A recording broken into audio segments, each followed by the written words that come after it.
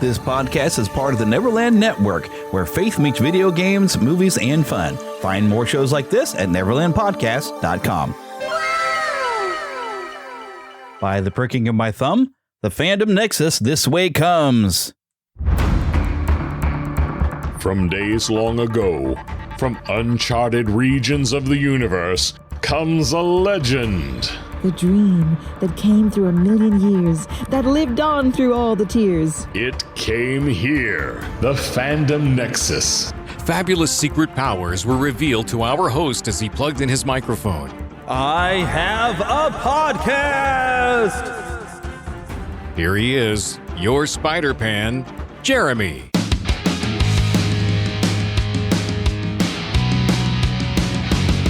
Hello, hello. Yes, I'm back again for some October fun with you. Thank you so much for joining me here on the Fandom Nexus. We're going to have some fun today. We're kicking off October. Well, I guess technically last week was October too.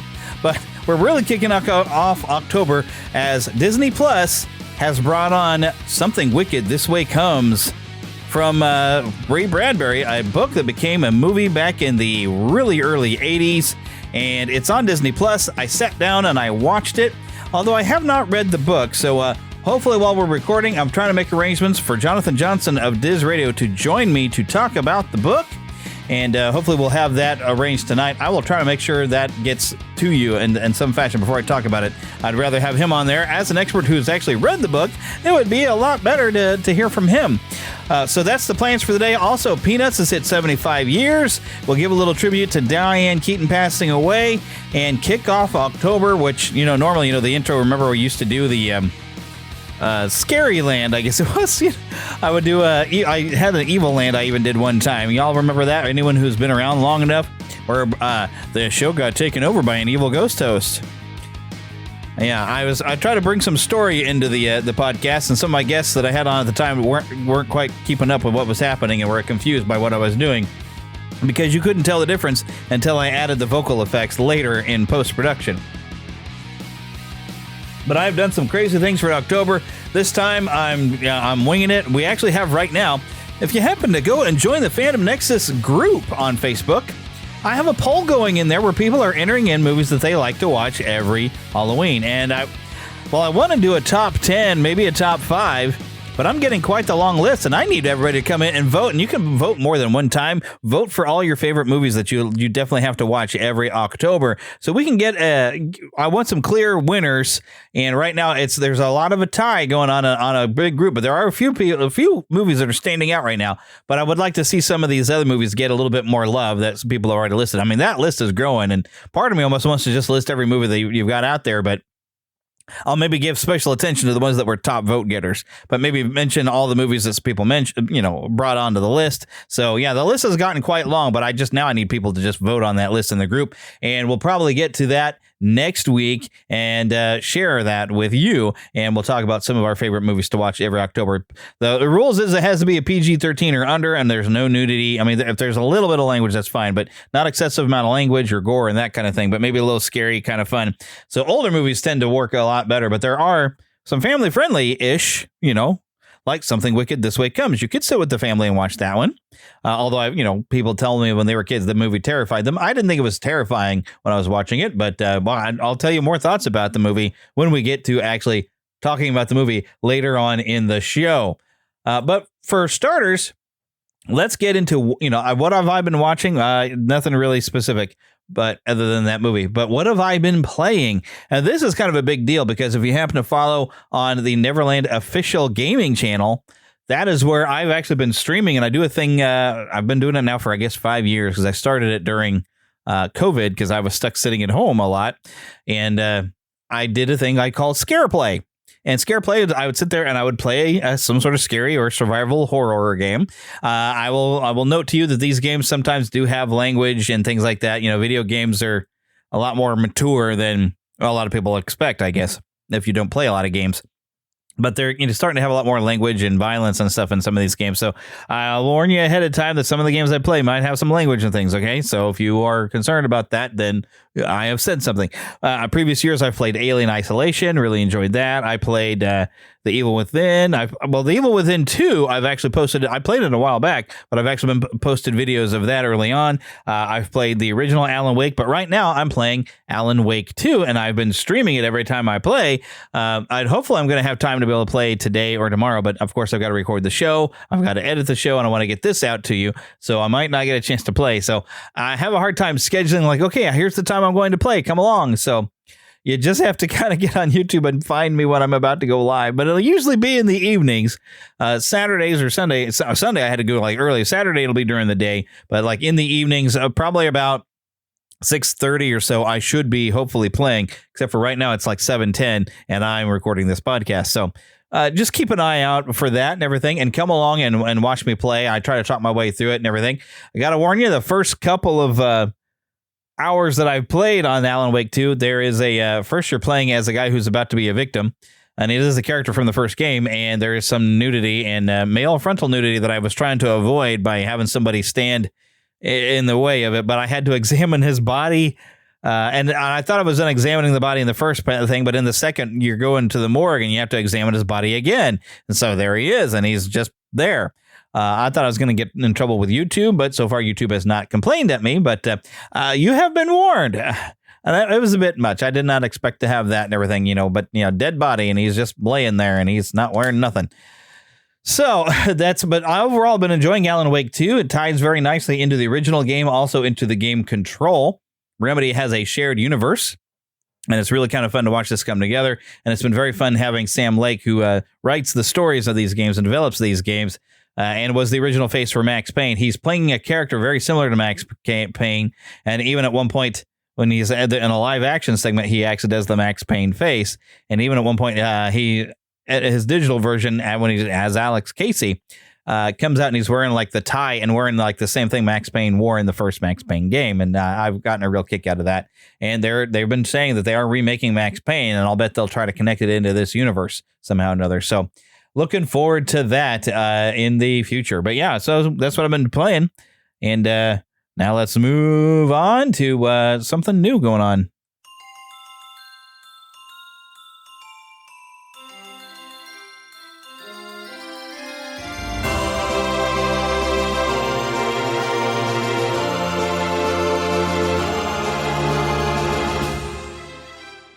Spanning the Disney and Geek universe to bring you the best in comics, toys, movies, and entertainment. This is news from around Neverland. So Bleeding Cool has reported, now okay, let's think back here, the 1980s animated series Thundar the Barbarian. Did you ever happen to watch that? Well, Bleeding Cool says that it's getting its first ever comic book from Dynamite, written by Jason Aaron with art by Kuber Bale. This is really reviving the 1980s classic, and this was actually a series created by Steve Gerber, Jack Kirby, and Alex Toth. Yes, that's right, Jack Kirby. So the story unveils Thundar's origin, his meeting with Ariel and Ukla, if I can say that right, and the Sun Sword's first appearance. That's the story that's going to be in the comics. This is an epic adventure. There's going to be some iconic villains like Gemini and Mindoc, and new variant covers by top artists. This is coming up very, very soon. I'm interested to read it. I've watched some of the cartoon. I haven't watched the entirety of the cartoon. I think it might be available because I believe this was a Hanna-Barbera, I think.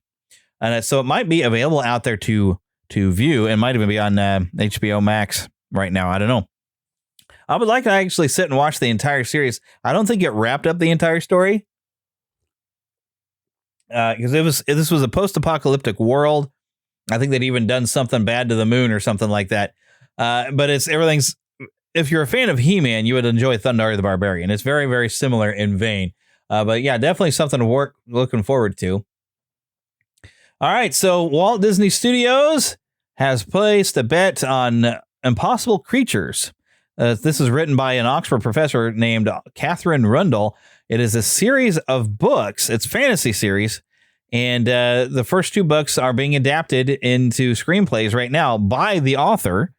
So Disney has got the rights now to release these as a series of films. I think we've got at least, it was going to be a trilogy, but it became a 5-novel saga. So this could be a franchise that they could continue on for a while. I had never heard of this until this news had dropped. So we've at least got 2 of them prepared to go and become movies. If it does well, then I'm sure it'll be continued. And since she's doing the adaptation, I'm sure it'll be a lot better than, Disney has a habit of, I don't know, we call it Disneyfying it in their adaptation, or they go a very light version, which might have been what hurt the John Carter movie. They should have called it John Carter of Mars and tied a little bit maybe better back to the book source it was from. Now, my wife did read the books and did enjoy the books. I thought that was a pretty good movie, too, but they didn't market it very well. If you get a chance to watch John Carter, it was an entertaining movie. And I think some of the concepts you had from that old book was some of what you would see later with Superman, with the powers that John Carter gets on Mars because his mass is different, being from Earth and not compared to being on Mars, and so he's stronger. He can leap for long distances, and it's very much that early Superman before he became a flying superhero. He was leaping over buildings, leaping over with tall bounds, that kind of thing. But that was the early version of Superman. So I think there was some inspiration, perhaps. I can't confirm that, but I think there's some inspiration. But anyways, not here to talk about John Carter. So Impossible Creatures.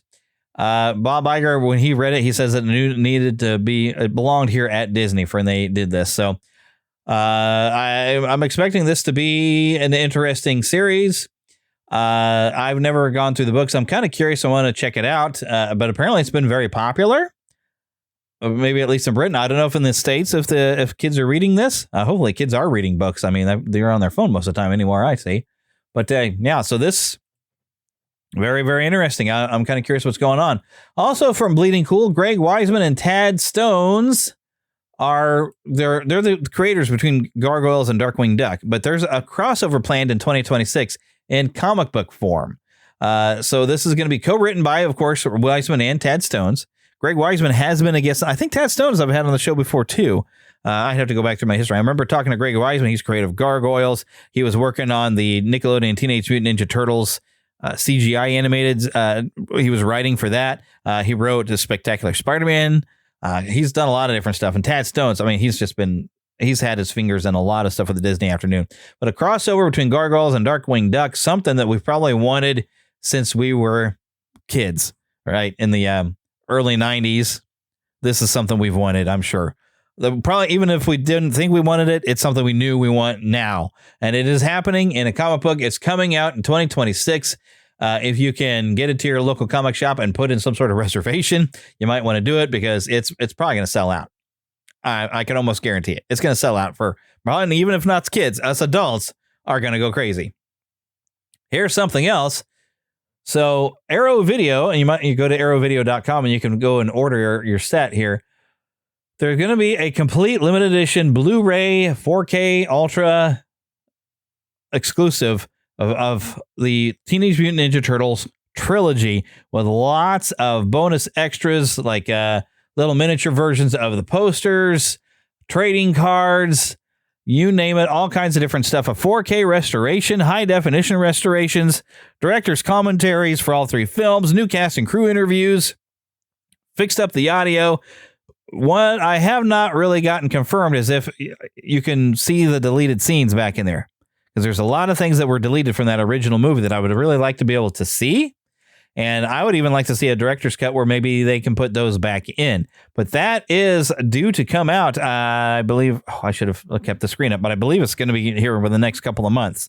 And you can order yourself a copy. I believe you can even go along and order yourself a copy on Amazon right now. Put your reservation down. I'm planning on buying this for somebody for Christmas, so I need to go and do that myself.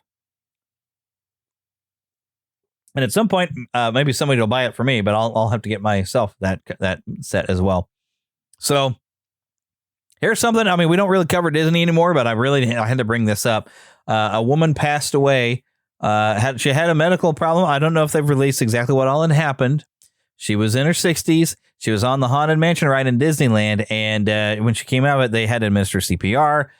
She was not conscious. They took her to a hospital where she did pass away. And from everything, even with Disney saying, and all of us who've ridden on there would know that it's not a fast-moving ride. There's nothing really in there that should have caused this to happen. It sounds like it was just kind of a health concern. Now, I'm sure plenty of Disney fans like, oh, well, there was room for 1,000, and now we have some, and this is going to add to the mystique of the ride. Okay, obviously, people are going to be like, ooh, there's somebody who actually died in here. But because there's all kinds of fictitious stories of people died or accidents or whatever that goes along. And so now we have a legit person who's passed away. And so I'm sure Disney fans are going to be making that the focal point of this. But let's just say, hey, this was the sad thing. This poor lady, her family's going to miss her. Let's try to focus on it in that this was kind of a sad thing that happened, right? But but I thought I'd report because it kind of struck me as like, oh, that's terrible when someone just, is having fun at Disney and then dies. So now, before we dive into our dark carnival, let's pause and pay tribute to Diane Keaton, who passed away on October 11th of 2025 at age 79. Now, Diane Keaton was one of Hollywood's most distinct voices. She was funny, awkwardly elegant, deeply emotional, and actually got an Oscar for being in Annie Hall, and gave an unforgettable performances in the Godfather trilogy, The First Wives Club, Something's Gotta Give, many others. I think even Father of the Bride. I think that's where I've mainly seen her in. I don't know if I've seen a lot of her films. Colleagues and fans alike have been pouring out love and memories. Goldie Hawn called her a complete original. Woody Allen described her presence as brilliant and singular. Now, she wasn't just a star. She was a personality, a risk taker, and she's someone who wore suits and ties, hats and odd combinations, and made it feel like poetry. So she'll be missed for her voice, her laugh, and her way of making every line feel lived in. Now I want to take a quick moment to talk to you about Dubby. If you go to NeverlandPodcast.com, that is the home for the Neverland network of podcasts, which includes this one, Watching Movies with My Pastor, the Mighty Marvel Tooncast. But yes, it is coming back. Well, I keep saying it. We haven't done it yet, but it is coming back. Also, you can find the sermons from Moment of Truth Bible Baptist Church because I run that as well. So I just put it into the network. And of course, those are sermons from Pastor Philip Coons, who does the podcast Watching Movies with My Pastor on there. NeverlandPodcast.com is where you find it all. And that's also where you'll find a large logo for Dubby. Now, if you happen to be a gamer and you need some energy, but you do not want the jitters, Dubby has drink mixes. You mix it with water. You can buy bottles. You can buy all kinds of different flavors. Mix it with water. Get all the vitamins and minerals you need for a good burst of energy without the jitters, because you're not going to get all that caffeine and all that garbage that those little 5-hour energies are giving you, right? That, once again, is Dubby. You can go to Dubby.gg, use the discount code Neverland, and get a nice discount, and I get a little kickback from that, and so you're helping out the show. Now, 75 years ago, Charles Schulz introduced us to Peanuts. I mean, that's Charlie Brown, Snoopy, Lucy, Linus, the whole gang. That first strip appeared in 1950. So now, since then, Peanuts has become woven into pop culture. You've got Sunday comics, there's TV specials, there've been movies, there's merchandise, there's holiday traditions, and the charm of it is all in its simplicity. I mean, there's kids having big thoughts and adults with bigger insecurities. That's basically what they are. They're all wrapped in their daily life, and Schultz's art was deceptively simple but emotionally rich. Now, over the decades, we've got Charlie Brown Christmas. We've got a Great Pumpkin Charlie Brown. We've got Snoopy Come Home. All kinds of them. I even was just watching You're a Good Man Charlie Brown, a musical one, which I managed to get off of Amazon for free because I answered a survey for somebody. I forgot even who I did the survey for. But I mean, there's so many of the TV specials for all kinds of different things. Valentine's Day, for Easter, for not even holidays. There's stuff about baseball. There's been series. We even had a voice of Charlie Brown who did the animated series way back in the 80s come on the show a long time ago. I can't think of his name off the top of my head, but it's a phenom. It really is. So these specials, I mean, they broke ground in animation. They use jazz scores, expressive minimalism, and timing in silence. So now Peanuts is more than just nostalgia. I mean, it is a legacy. There's new strips, new shows, and collaborations going on with fashion houses. There's theme park events. The characters are still resonating because they just feel real to us. Charlie Brown has hope, and he's got optimism despite everything that goes wrong for him. Snoopy's got this crazy imagination. He flies around on a doghouse. You got Lucy and her bossiness and thinking she's a psychologist trying to diagnose everybody's problems. And I think we all know somebody like that. Maybe if you don't know someone like that, you probably are someone like that. I mean, they're just really parts of all of us. So, I mean, we've all got great memories, and I'm a big fan of Peanuts. I always have been. And I mean, when they did that computer animated movie, if you heard me talk about it on the show, I was like, oh, I hope this is going to be good because, Charles Schulz was no longer alive. But his family really was behind making sure that movie was done right. And that movie was done perfectly well. Now, Apple has the rights to Peanuts, and they're making some new things. And I haven't really gotten to see a lot of the new stuff on there. Hopefully they're keeping the legacy pretty well alive. I probably should watch it, but I know I prefer the old classic Charles Schulz. So I'm a little nervous to watch some of these to, make sure Apple's doing fair by all the characters and stuff like that. But, that's kind of the way it all comes together. But yeah, Peanuts, 75 years. Can you believe that? And I even remember a Mid-Continent library around here that they had some collections of the original strips and books. And I was checking them out when I was doing a community theater show, and I'd be in between stuff. But, I was reading it backstage in between my sections. We were doing You Can't Take It With You. And my part, actually, I was a smaller part in that one. I forgot the name of the character that I was playing. Donald, I believe. So I only had a few appearances. So I had some time backstage to sit there, with it got a little light, and I was reading that. Really, really enjoyed it. I'd love to get a copy of those. I bet there's a complete collection. But the old stuff was really great. And you could see the style of art changing through the years as he would change up the look of the characters. And even as he got a little older, and I don't remember if he had Parkinson's or what caused it. He had a little bit of a shake. I need to take a drink of my hot drink there for my throat. But, he had a little bit of a jagged in his lines that he just couldn't help. He had a little bit of a tremor as he was drawing, but still that just added to the charm and made the look of the characters distinct. So it's got its place in our lives, in culture.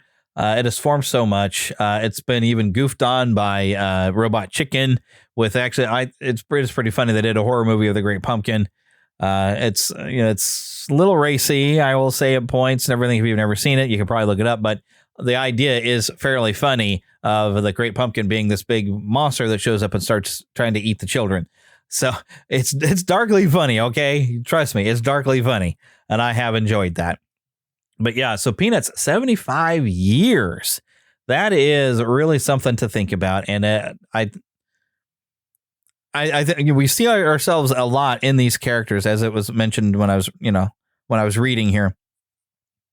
And I also appreciate the story that the little red-haired girl actually represents the girl who really did break Charles Schulz's heart. And there's been different articles published where he would talk about, because he developed like Charlie Brown as a character he had kind of worked on when he was young. And the worst kind of day that Charles Schulz was having, the more he'd really do things to poor old Charlie Brown when he would draw little things when he was a kid. And that kind of continued on. Charlie Brown really just couldn't win. All these bad things would happen, but he never always fully gave up hope. There's times he got really depressed, but he'd still have this optimism.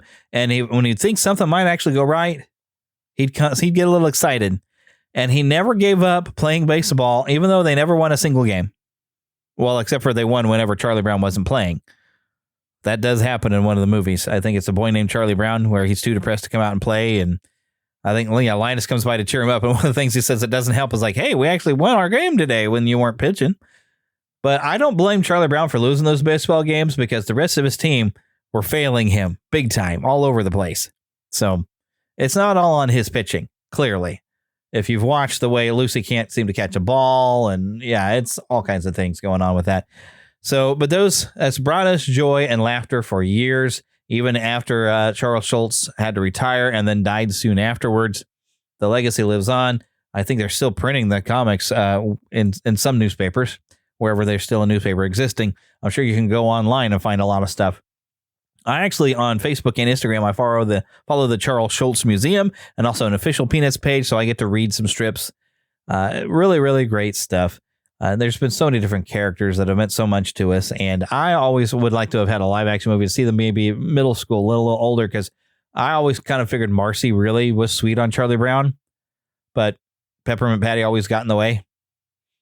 Am I the only one that was always thinking that? I always thought Charlie Brown and Marcy would be a nice little pairing. As they got older, that it was going to happen, because, he was never going to get the red-haired girl. He needed to let that go. Although there is, I think it's called Your First Kiss, Charlie Brown. But there's like a homecoming football game. They're supposed to be like first graders or something, but they're playing like high school football and having homecoming. And Charlie Brown has to be the escort for Heather. They gave her the name Heather, which is my wife's name. That's kind of fun. But that's the little red hair girl's name. Ended up being Heather in there, and he had to escort her, and he got a kiss from her.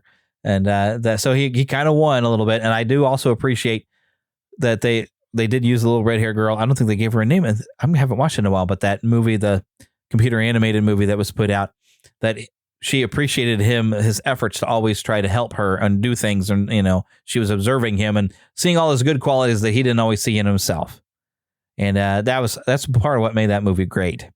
But so Peanuts, 75 years. So yeah, it predates me by at least 25 years, 27 years really. Because I started in 1950. I was born in 77, so 27 years later. So I've missed like half of its run. Well, a lot more than half of its run. I missed 27 years of it, but I've gotten to read some of it. But yeah, if you get a chance, go to a library and see if they have some books of it and collections and check it out and read and just enjoy some of the early stuff. And let's just celebrate 75 years of Peanuts. He-Man and the Masters of the Universe will be back right after these messages.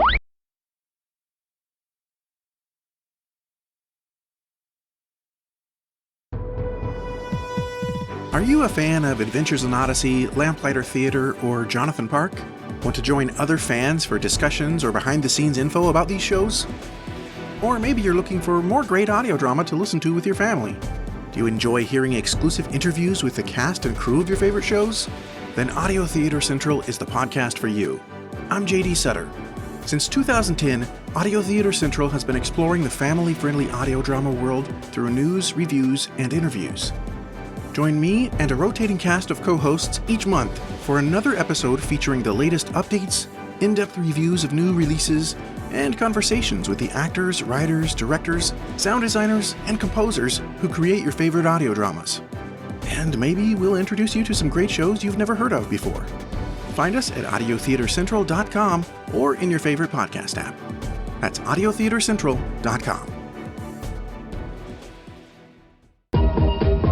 And now back to He-Man and the Masters of the Universe. Come on in! Where nightmares are the best part of my day!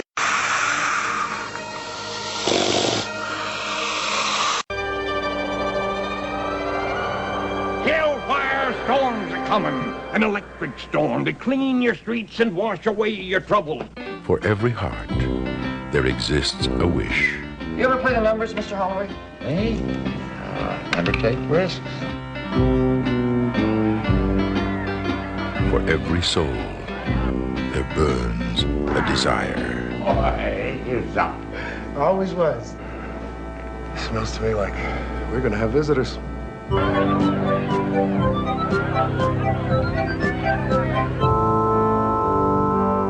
But never whisper your dreams, for someone might be listening.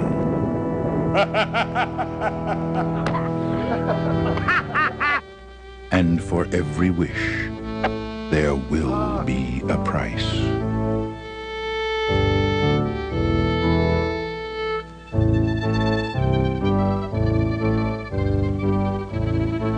Yes. For every desire, there will be a cost.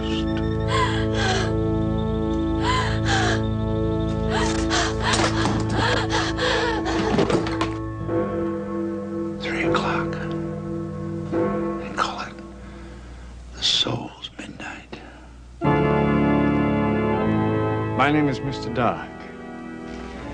I advise you to respect it. Dad, please be careful. Will. These boys I'm looking for. Perhaps you know them?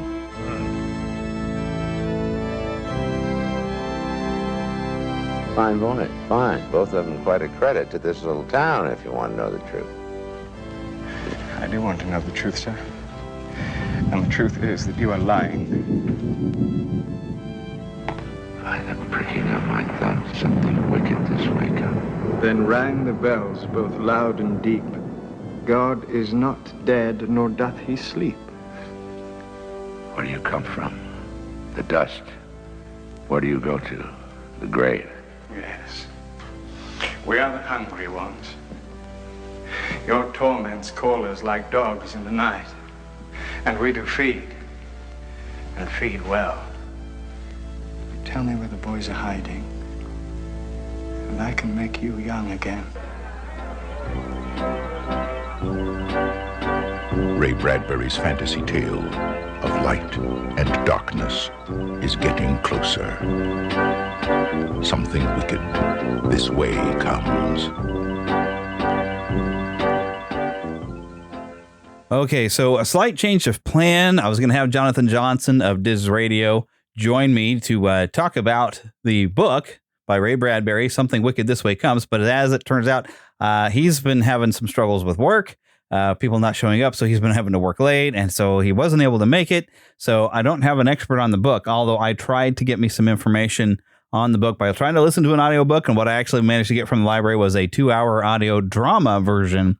And I did listen to that, and it was a little different from the movie. So I guess hopefully I have a little bit of insight. But before I actually get into that, and I am joined now by my wife, Heather, the Bio Nerd. Hello. So she watched the movie with me. So we can discuss the movie. But before I get into that, in between times of recording the first half of the show and this one, Drew Struzan passed away.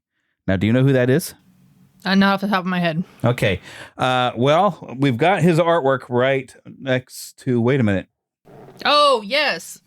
I saw that. He did like movie posters. Yeah. I don't think he did the original Star Wars one, but I think he did at least Empire and Return of the Jedi. I think he did paint those and did like the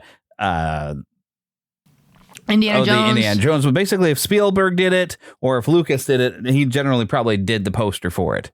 No. But I think he even did Back to the Future. I mean, so much kind of stuff. But he passed away. He's been battling an illness for a long time. I've followed his Facebook page for a long time, and he hasn't really interacted with anybody in like years. But he's had his family or whatever, or people in charge of his press kind of doing things for him and just sharing. And they really turn off comments anyway. So they haven't really interacted. They just every once in a while they share like some stuff that wasn't used and share some of his artwork and everything. But he passed away, and I figure we better acknowledge that because he's had a heck of an impact. And I'm still very sad, actually, that in the modern era, they do photo collage kind of things and digital stuff, and they don't really get the artwork that we used to appreciate when we'd get like oil paintings that were posters, and they were really cool. And the movie posters aren't like what they were. Yeah, they're not. I mean, I don't dislike them now. Mm-hmm. But I don't know, there was something special. They're just different. They were special. special. It just wasn't like they were. It was nice getting the prequel trilogy was all Drew Struzan, and we used to have those posters up, but I don't have enough room on my walls. I'm considering that even the original trilogy posters that are on this wall over here might eventually go down if I buy any more Aerith artwork, because there's some really good fan artists, and I kind of like this one guy's art, and I was like, gee, I wanted to buy it. Where would I put it? It's like, well, I guess I can put it there, or I have more room for more toys. You would really take down Star Wars for Aerith? Maybe I would. Disney's kind of spoiled some Star Wars for me a little bit. I still have some Star Wars stuff around here, though. I don't know. It's really good fan art, and I kind of want to get some. I just don't know where I would put it. That's all. So you could put them up in your office. These are actually your posters. Yeah, they are. Yeah, I elected to get a bowling ball. I got a Boba Fett bowling ball. I did want another bowling ball. I got one, and I'm not bowling with it because it's got Boba Fett on it and an Imperial Walker on the other side. It's very cool. So that was my prize for doing a Star Wars bowling league we had, and you decided you wanted the posters. And I got a stand-up Darth Vader, which I think we gave it away to Philip. Yeah, because we didn't have room for it and everything. Philip really appreciates it. He's got his Empire Strikes Back. The Empire has struck his bathroom, so he's really decked the whole place out. So anyways, so I'm going to add some details onto some of the notes that I had dug up here. But so Ray Bradbury actually first conceived the story from a 1958 screenplay called Black Ferris, but he wasn't able to get funding, and so he adapted it into a 1962 novel. Now, Jonathan has helped me out actually with some of my information because he actually made this post.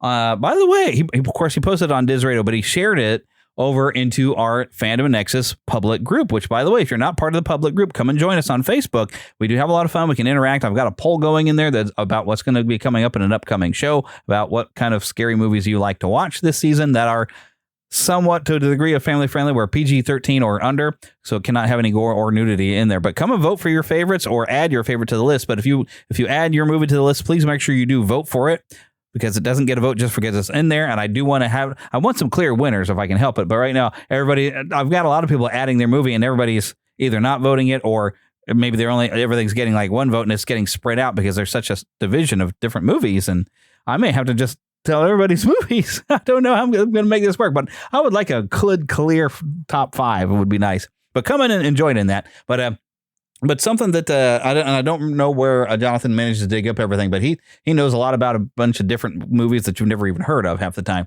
But see, before it was a spooky book or a creepy movie, Ray Bradbury's Something Wicked This Way Comes almost had a much lighter song and dance beginning. Imagine this, after being totally mesmerized by Gene Kelly in the classic musical Singing in the Rain, which Bradbury called the greatest musical ever. I wouldn't call it the greatest, but it is great. I love it. It is great. The legendary sci-fi author was inspired to write his tale of a sinister carnival as a screenplay. So Bradbury actually showed the script. Now, this is the one that we were just talking about on the notes of what I dug up. Black Ferris. Ferris, of course, spelled like a Ferris wheel. So that was apparently his connection. But Gene Kelly was so impressed that he wanted to star in it, and he envisioned the dark fantasy as his next big picture. Cue the spooky, disappointing music right here, apparently. So sadly, when Gene Kelly tried to raise the funds in 1958, no one bit. So the project just died right there. It was just dead. So Ray Bradbury took it. What's the quote of that's apparently saying, I don't know how this is figured over a real quote, but he says, fine, if you don't want the movie, you'll get the novel. So he wrote the screenplay into the 1962 book. And so now in 1983 is when we get Disney's adaptation. And of course, I've got all the information on that one, and everything. But let's go. Now the novel tells the stories of two boys. It's Will and Jim, which I can't think of their last names. Jim's last name was Nightshade, though. That one stands out. And then Will is like Hollowell or something. Will Hollowell. Yeah. And so they live in a small town. I think it mentions in the book it was like Iowa or Ohio or something. I can't remember. I'm sorry. See, if Jonathan was here. Midwestern. Kind of very northern Midwestern type of thing. So on this one particular night, a strange carnival shows up, and everybody gets temptations in there. There's time bending, and eventually a confrontation with darkness embodied in Mr. Dark, the carnival's sinister ringmaster. There's a lot of metaphor going on in the writing. It's a very small town Americana. There's fear and longing, and the bittersweet passage of youth toward age.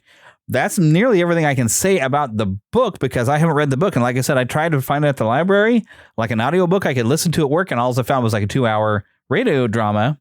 And I even had trouble with the library was supposed to send the audio file to this other app on my phone. It didn't quite work that way, but I could use the library's website, and I was able to listen to that way while I was working this week. So I was able to listen, and there is some differences between what the radio drama did, which Ray Bradbury directly worked with the radio drama, and we'll get into it here that the screenplay for the movie was actually written by Ray Bradbury, but there was some creative tension. Oh. Okay, so a little bit of a problem, which is why there's a lot of difference. But also, compared to a lot of the other Disney fare, it was fairly faithful to the source material compared to something like The Black Cauldron. Yeah, we've already talked about that. Yeah, so there was a difference. Okay, so it's directed by Jack Clayton, produced by Peter Douglas, with a screenplay by Ray Bradbury. The cast included Jason Robards as Charles Holloway. That's the name. Now, the funny thing is, okay, so Jason Robards is the father of Will. Jason Robards is kind of an older guy on this, and they kind of lean on the fact that he's aging. Yeah. He's only supposed to be 51. Okay, I'm 48. I am, okay, maybe I am old, but I don't feel that old. Dadgummit. I'm only 3 years away from 51. Well, you also have to remember, too, like at the time that this would have been cast, people had children younger, they would have gotten married younger. If you had waited until your 30s or something to have children. He was supposed to be 39 when his son was born. That would have seemed very old. Yeah.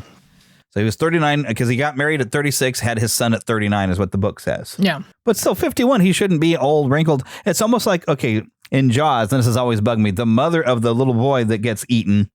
She looks so much older in the grandmother. Movie. Yeah. Well, okay, now you're talking to a and at the same time, you get a 20-something to play a teenager. A woman here who, my mom in her 40s, had all white hair. Yeah, well. So I don't think she probably looked quite as old as what she does now. No, I guess people were like, "Well, are you Heather's grandma?" No, I'm not. I'm her mom. So, but she had children late, and that was an infertility issue. But yeah, there was a lot of, not to get into too personal stuff, but even having children as late as they did, even though they adopted, there was still people that kind of gave him raspberries about it. So it also stars Jonathan Pryce as Mr. Dark. Now, you've seen him as a James Bond villain in Tomorrow Never Dies. He's been in the Pirates of the Caribbean movies. I think there was something else we spotted him in once. He's been in a lot of stuff. Diane Ladd, which I don't know that I recognized her. And then Pam Grier. I think I know who that is. I think Pam Grier was the Sand Witch. And yes, I said Sand Witch. I thought it was kind of funny in the book, or the and the radio drama that I kind of got, because they mentioned some sand and stuff. They don't really introduce her in the movie, but that's kind of maybe but jumping. She's supposed to, and she's very pretty. Yes, but she's supposed to be the most beautiful woman, and she's actually supposed to be an ancient Egyptian.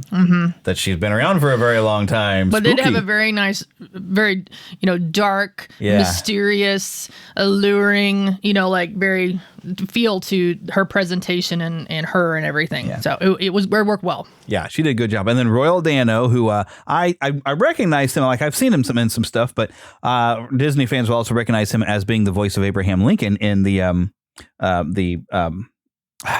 Moments with Mr. Lincoln. He's voiced that and does a really good job. But he plays Joe Fury, who sells lightning rods. And I when I see him, I was like, I think I have seen him in some old movies before. He was pretty popular. I think he did some westerns and stuff. He looked familiar to me too, but I couldn't place where.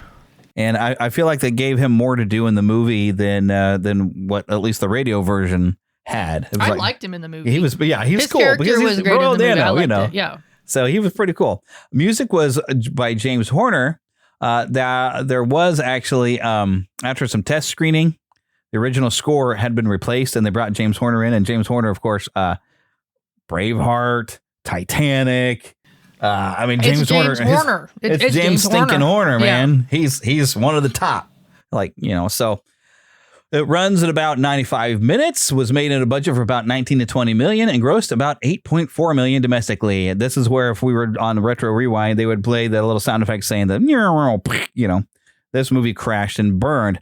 This was during Disney's era where they were trying to do a slightly darker tone of some things. And they did Return to Oz. They did The Watcher in the Woods. They did The Black Cauldron. They were trying to be able to expand their audience a little bit. And audiences really didn't go for it. I wonder what it's made sense because, sometimes things that flop at the box office later become kind of a favorite. I really liked this movie.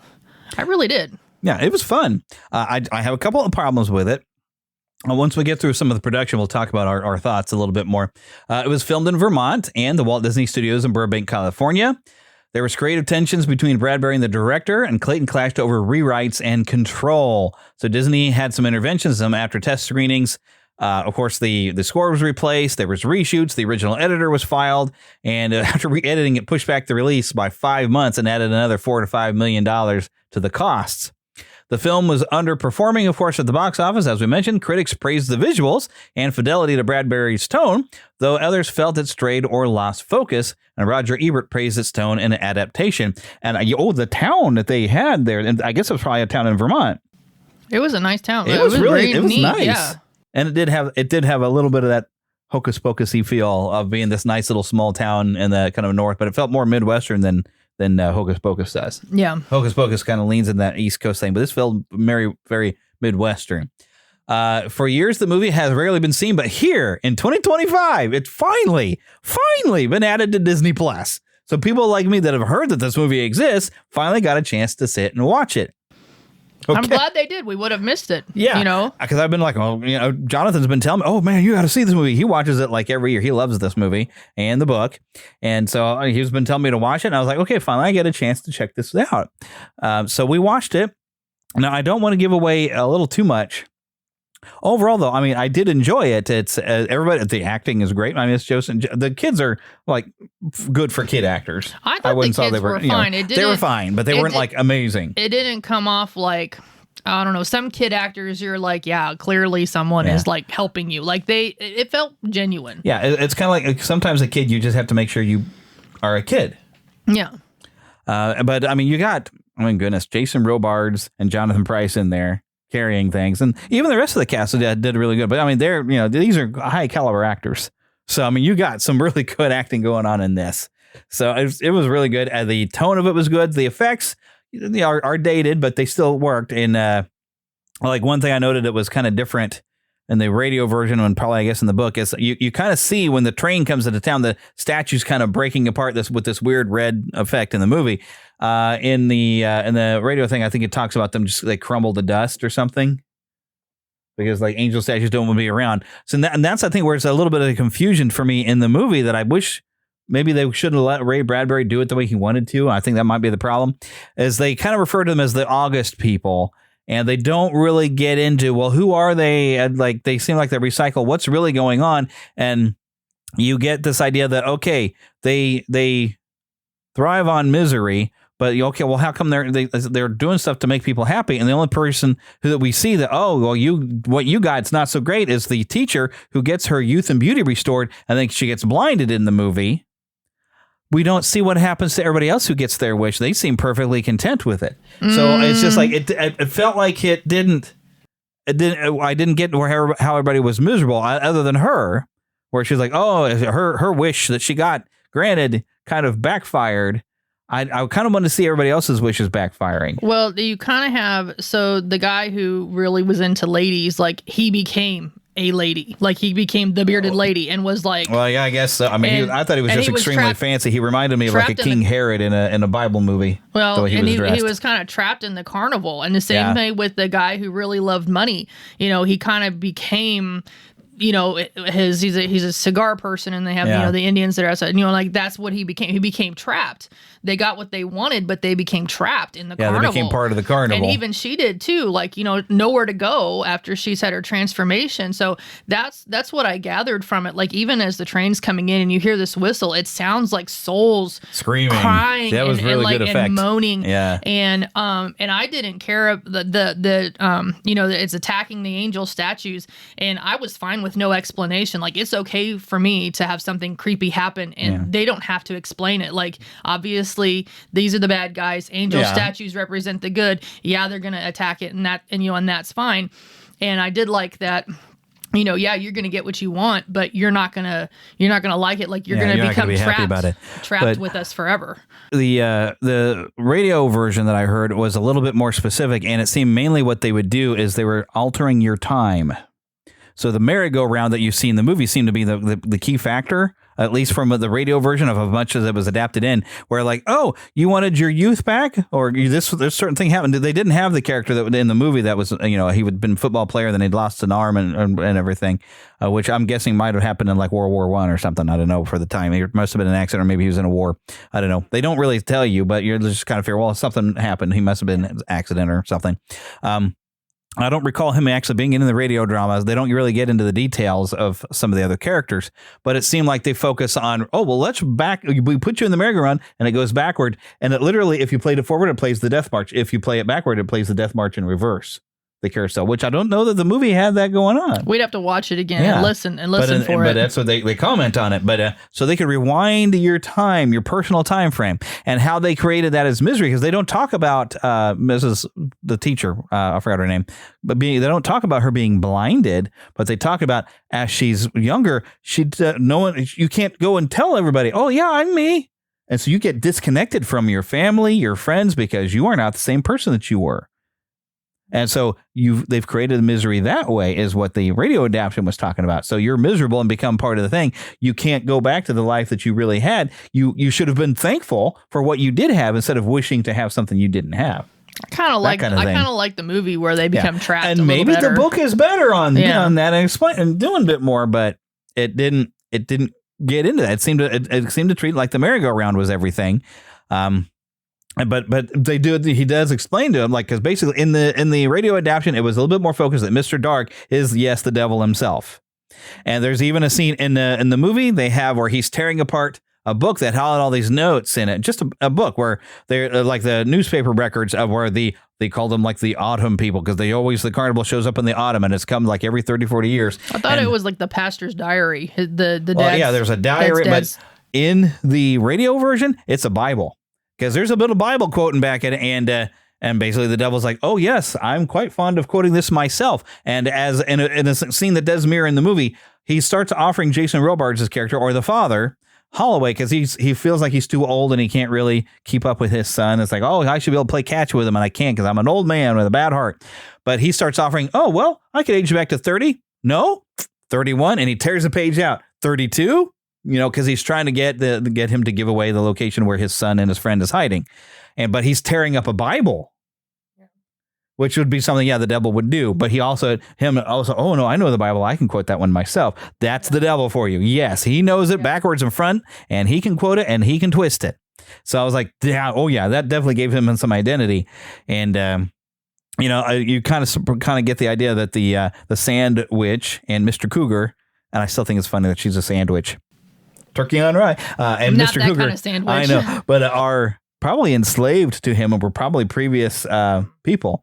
The one thing that I thought was very interesting, it's a big difference, and I'm want to be careful about spoiling this, but it was kind of cool. Like Joe Fury, it seemed like the radio version that I listened to kind of cut him out a little bit after he gets and he doesn't really sell a lightning rod to the boys. He gives one to him. He's like, because he goes to Jim, he's like, you particularly going to be in danger because little Jim Nightshade is very tempted to be older.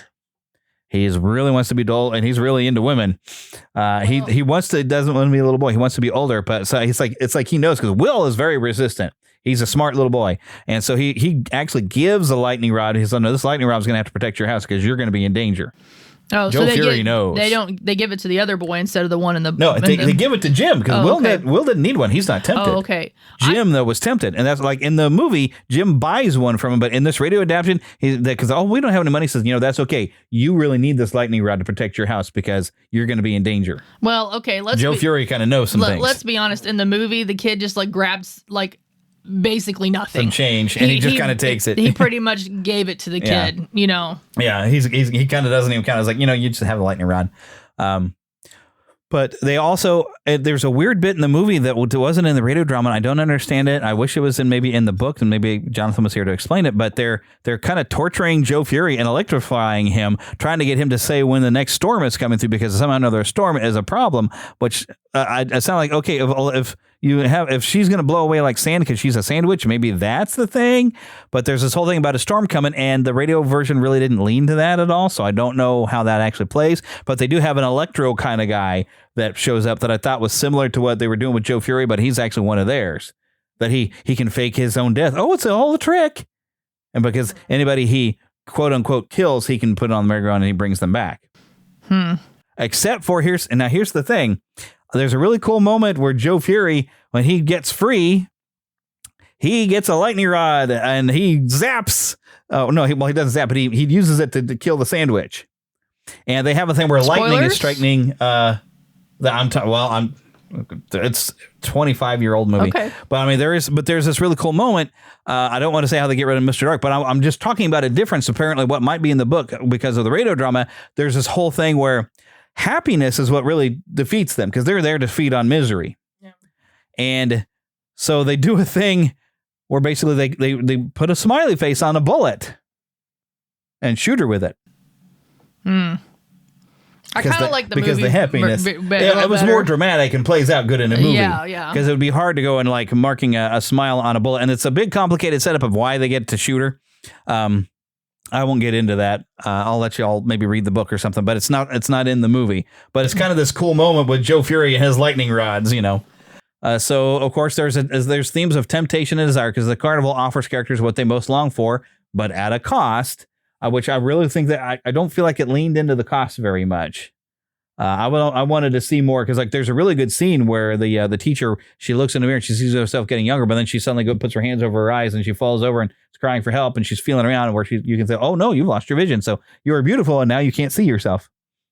To say, oh look how beautiful I am, now you don't get, because that's what she really wanted is like, oh yes. Well, they took the other ones at the carnival. So, like, you know, the guy that really liked women, he went to go in to see like the women dancers, and he never came out. Surrounded and never came out again. The one guy won some money and got on the Ferris wheel with the sandwich, and then disappeared, and then just disappeared. Yeah. Like she took him. So, like, you see something happen to them, but you kind of I wanted like more like how your wish went bad, because I think that there's something you could learn from it, to learn to be thankful what you have and quit longing for things like where or you turn into Uncle Rico and like, oh man, I could have been pro if they would have just put me in that game. You can't go live in the past of what you didn't get. Be thankful for what you do have and work towards something you can have maybe in the future. You work for something instead of just sitting around wishing for it. But you might be careful what you wish for, because you might get it and you might not be happy with it when you do, which is actually something that pops up in a James Bond theme, the one that Chris Cornell did for Casino Royale. Yeah, you can't deny the prize, but it may never fulfill you. Oh, yeah. It longs to kill you. Are you willing to die? Yeah. there's a line in there. It's like that kind of fits because some stuff you wish for, you really don't want. You really don't need that. Well, and sometimes your wishes need to be realistic. Like, the guy who he lost his arms and his legs, and it's kind of cool that he tosses the ball around to his friends and he can still catch it and stuff like that.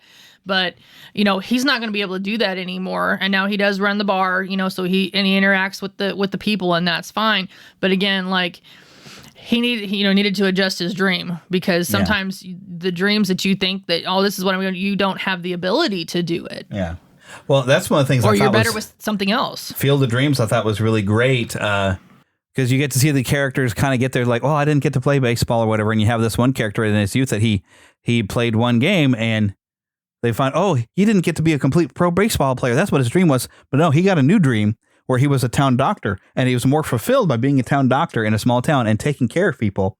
And there was a theme of that in the in Field of Dreams, which you need to watch that movie. It was really good. I've watched clips and bits of clips, it. But like the whole thing where you see at the end where he's more fulfilled by not being the professional baseball player, but by being that town doctor meant more to him. Yeah. And so you get a new dream, and sometimes it's better than what you thought you wanted. Yeah. God's got a purpose for you, sometimes better than what you think you want. God's got something that's better for you if you just kind of are a bit more willing to obey, because then, he knows you better than you know yourself. That kind of a thing. But other themes, of course, aging versus youth, because Mr. Dark, of course, manipulating time, and he draws in your fear of growing older and loss of vitality, and he tries to tempt the father with it, which was one thing was funny in the radio drama is, because they lean into this a little bit, and the movie didn't quite, but it goes from the idea if you're a Christian, if you're someone who has faith, they can't hurt you. No. And they lean to the radio version kind of do that because when the sandwich in the movie stops his heart, the father's heart, Jason Robards' character, in the radio drama, she's going, yes, stop. And he starts laughing. He's like, quit tickling my chest. And his laughter harms her. And that's how he figures out you don't like happiness. But he's able to resist and fight back because they can't really hurt. Now, they do wound his hand, and he has that, like what happens in the movie. But I liked that. It's like, see, that's something that should have been in there. It could be like a difference, like a person of faith, like a Christian. We don't have to be afraid of the devil. He can't hurt us. No. He's defeated for us. All right. So I really wish that had been brought across the movie. Yeah, it would have been nice. Like, I was kind of thinking at that time, I was like, don't touch him because, like, he was different than all the other people. All the other adults that they present have these longings. He did have one, but he was wise about it. Yeah. He wasn't chasing something that was not. He just had a regret of something that he wished he would have been able to do, but it wasn't his fault. Yeah, and it was also something he didn't want it for himself. Yeah. He wanted it for his son. He wanted to be able to play ball with his son. And now the radio version did not have this, but in the movie, there's this really great little side story where Will had almost drowned, and he wasn't able to swim, and he got a bad heart. He wasn't able to go out to help him, and Jim's father actually had saved him. They don't really mention Jim's father in the radio version, but they referred to him as a word that basically means he's fatherless. Yeah. Well, and you kind of get a little glimpse of it in the movie from the way mom kind of is, and she's entertaining some gentlemen, and you kind of get the idea that maybe that kind of screws a kid up, I think. Yeah, maybe there was some, they weren't married, and he's a dad, biologically, but not maritally. That kind of thing. We don't know who his father really was, and he's got all these stories of his father's world traveling. Probably it's all lies, kid. So, but you do have a good father-son relationship with Charles Holloway's got a good story arc with reconciliation of fear, regret, and love for his son. That's a nice, good emotional core for the movie.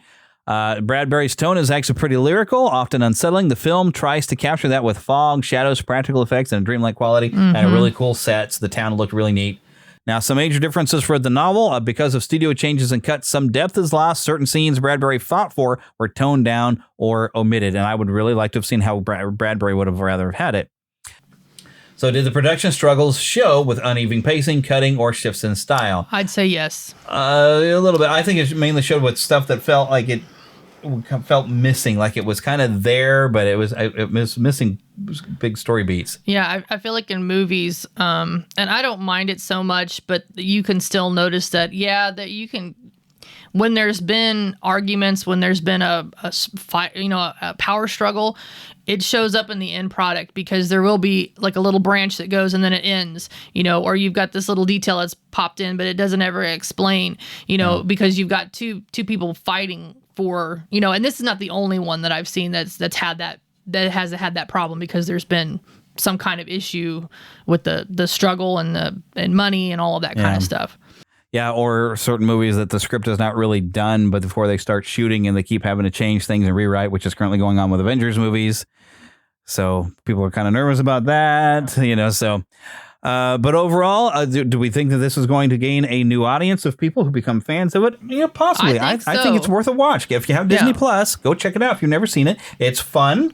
It's got, you know, people that were kids that saw it said that it was terrifying as they were kids. I didn't find it terrifying, but I was like, oh, it was dramatic and things would happen, you know. I never saw it as a kid. This was my first watch. Yeah, this was the first watch. So, you know, but I was like, you know, I was still reacting to things when the kids would be in danger. When the sandwich was coming after them, and when Mr. Dark finds them, and they film it really well because you just see Mr. Dark's hands coming up behind him. And I was like, "Ooh, he's gonna get him!" And he's like super strong, him and Cougar guy, and he just grabs him, lifts him right up. And you're like, "Oh no, he's got him!" So yeah, it was entertaining, and it's worth watching. You know, it doesn't flow as well as maybe it should, and sometimes, but it's still very fun to watch.